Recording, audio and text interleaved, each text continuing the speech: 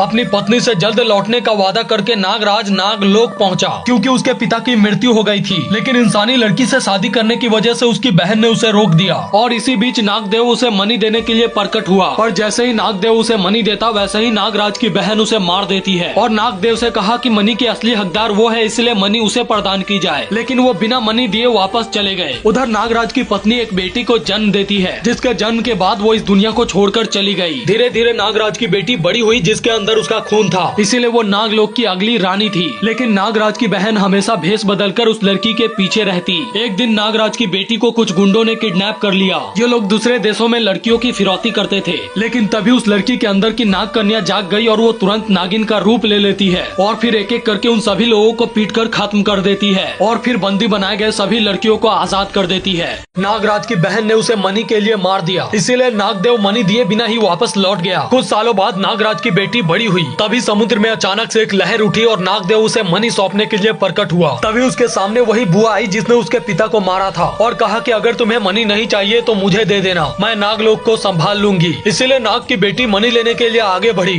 पर जैसे ही नागदेव ने उसे मनी सौंपी उसे सब कुछ याद आने लगा कि उसके पिता एक नाग थे जिसने इंसानी लड़की से शादी की थी। लेकिन उसकी बुआ ने नागलोक पर राज करने के लिए उसके पिता को मार दिया था। अब लड़की उस सच्चाई को जान चुकी थी, इसीलिए वो अपने बुआ को मनी देने से इनकार कर देती है। इसीलिए उसकी बुआ गुस्से के कारण अपने असली रूप में आ जाती है और फिर उसके दोस्त को पकड़ लेती है। तब नागिन ने एक दिमाग लगाकर मनी को ऊपर उछाला और जैसे ही बुआ उस मनी को पकड़ने की कोशिश करती है वैसे ही नागिन उसे चाकू मार देती है। ये वही चाकू था जिससे उसने उसके पिता को मारा था और अब बुआ के मर जाने के बाद वो नागमणि उसके अंदर समा जाती है।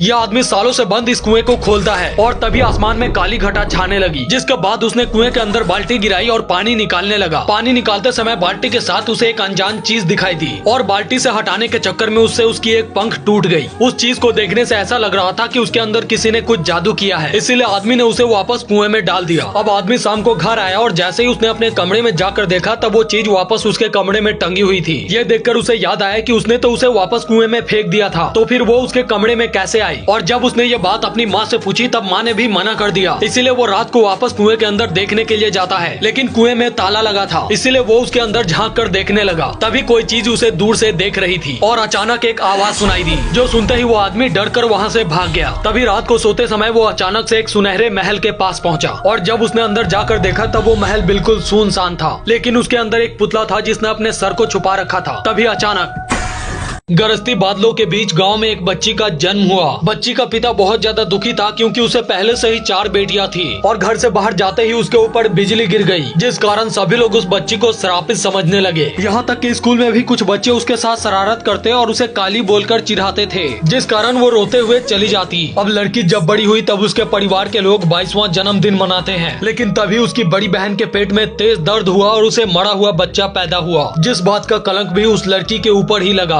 अब लड़की जब बड़ी हुई तब उसकी शादी के लिए लड़के वाले देखने आते हैं, लेकिन काली होने की वजह से सभी लोग उसका रिश्ता ठुकराकर चले जाते थे। इसीलिए उसका जीजा उसका फायदा उठाने की कोशिश करता है और पकड़े जाने पर वो उसी का उल्टा नाम लगा देता है। इसीलिए उस लड़की की बहन और माँ पीट के घर से बाहर निकाल देती है। लड़की अपनी माँ से विनती करती रही कि उसे घर से बाहर न निकाले, लेकिन कोई भी उसकी बात नहीं सुनता।